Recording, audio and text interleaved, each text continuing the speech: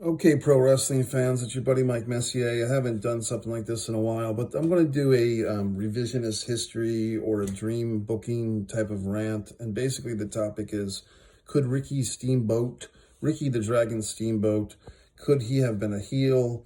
In case you don't know of this running debate, Ricky Steamboat, in shoot interviews throughout the years, has said that he always wanted to go heel, but I think he said that it was Pat Patterson said to him, Ricky, you would have to go out there with a chainsaw and chop up Bret Hart in order to go heel because the fans never want to boo you, Ricky.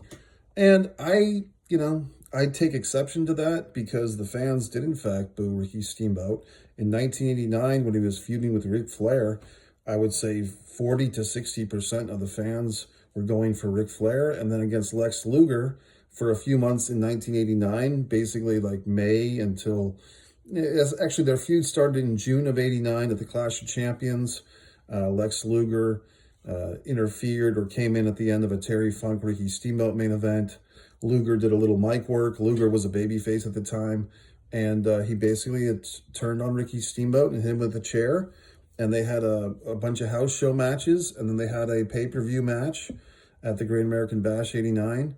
And Lex Luger was getting more cheers than Ricky Steamboat. So this whole idea that the fans would never go against Ricky Steamboat is just hogwash. And I just listened to Jim Cornette, and I like Jim Cornette's opinions a lot of the times. But he has bought into this myth that the fans would never go against Ricky Steamboat. It's just the wrestlers tell each other the same stories over and over, and then they start to believe it. And they forget facts. And Jim Cornette was there in Baltimore for that pay-per-view, as was I as a small child. And I can tell you that Lex Luger was getting more cheers than Ricky the goddamn Dragon Steamboat. So, and then basically by the end of the Cornette thing, Brian Last actually piped in for once he had something to say. And he basically said a pretty informed opinion that all you had to do was have Bonnie speak for Steamboat. And what he meant was Bonnie Steamboat, I believe now at this point, Ricky Steamboat's ex-wife.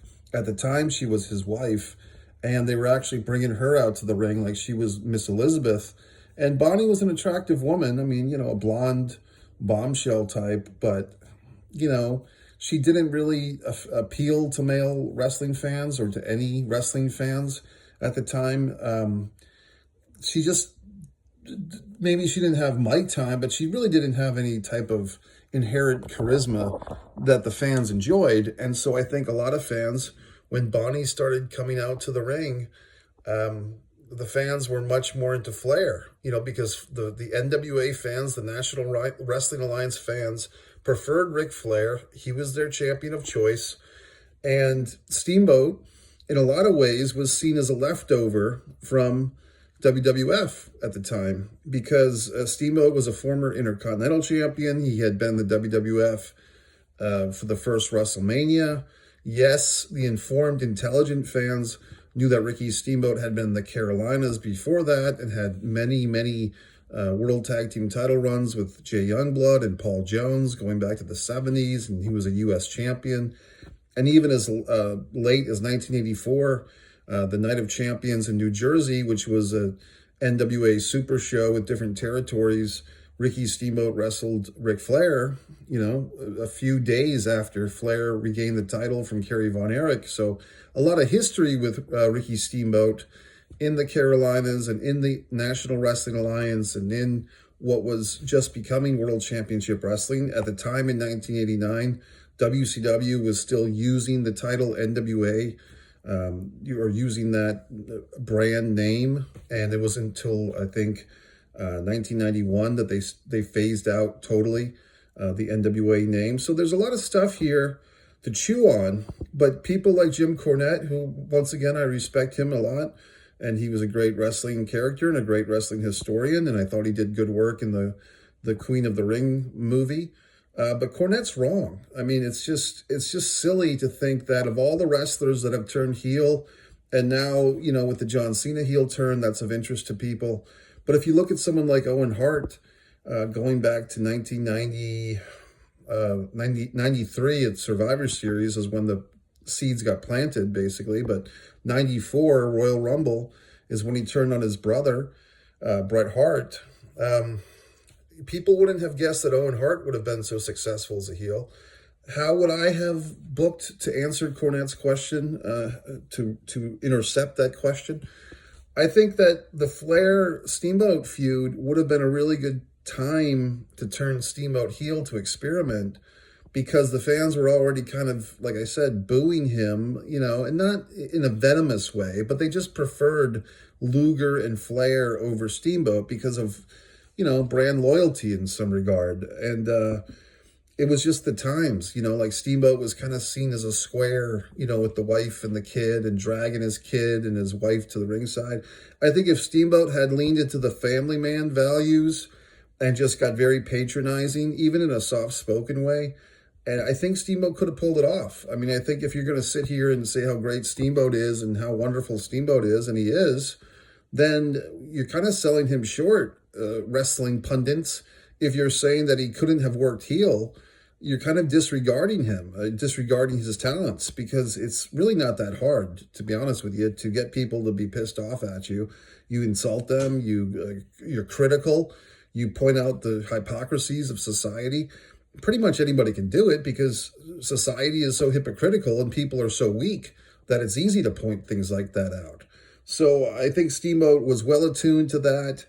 I think he had the desire to be heel. I think he could have easily done it.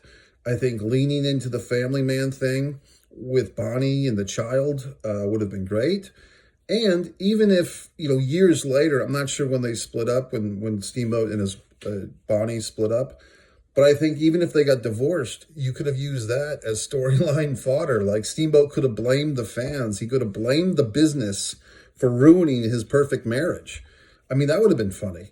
And I think there could be some truth to that too, because they say that sometimes the best, fiction comes from reality. So if you had this, babyface Steamboat, and he's blaming you, the fans, for causing his marriage to end, and blaming the wrestling business for the end of his marriage, that would have been good stuff. So, I mean, if Steamboat himself sees this video, I don't think he subscribes to One Pro Wrestling and Sports Fan YouTube channel, but if he does, he's welcome to thank me, because I am saying that he's right. I'm saying that Steamboat could have done it. I'd be willing to talk to Ricky Steamboat about this. Is it too late? I mean, I think Steamboat now is he's basically retired, but of course he could be a manager. And I think that might be interesting. I think it might be interesting if Ricky Steamboat, in his, 60s now, would be a manager, a heel manager. It might be kind of fun. So there you go, folks. So you can't believe all this wrestling mythology. They get so excited about stuff, and they sell each other. The wrestlers, the old school pundits, they all sell each other on the same myths. Oh, Ricky Steamboat could have never worked heel, but he fucking could have. So it's your buddy Mike Messier, always providing a more intelligent, a more insightful, a more informed perspective on these things, not just spoon feeding you the fodder. I mean, you know what I mean? Like fucking, even Tommy Dreamer, another guy that I respect today, tweeted out, oh, was the CM Punk Seth Rollins cage match the greatest cage match ever? Are you goddamn kidding me? Now, Tommy wasn't saying that it was, but he was asking the question. But to me, that question inherently is offensive.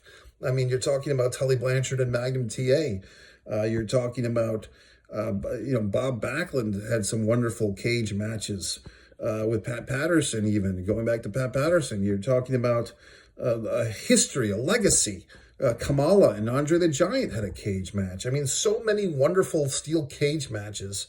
And you're asking the mere question if Seth Rollins and CM Punk, who are good together, but they have a very choreographed, very Japanese match ending. Oh, big finisher maneuver, 2 count. Big finisher maneuver, 2 count. Holy goddamn shit. This is awesome. Whatever the fuck. Go watch the goddamn Tully Blanchard Magnum TA cage match, Starrcade 85. Watch that, idiot McMark. Watch that, modern day wrestling fan. And then you tell me the greatest goddamn wrestling cage match of all time. Even the Andersons versus the Rock and Roll Express. Anyway, Mike Messier, MikeMessier.com.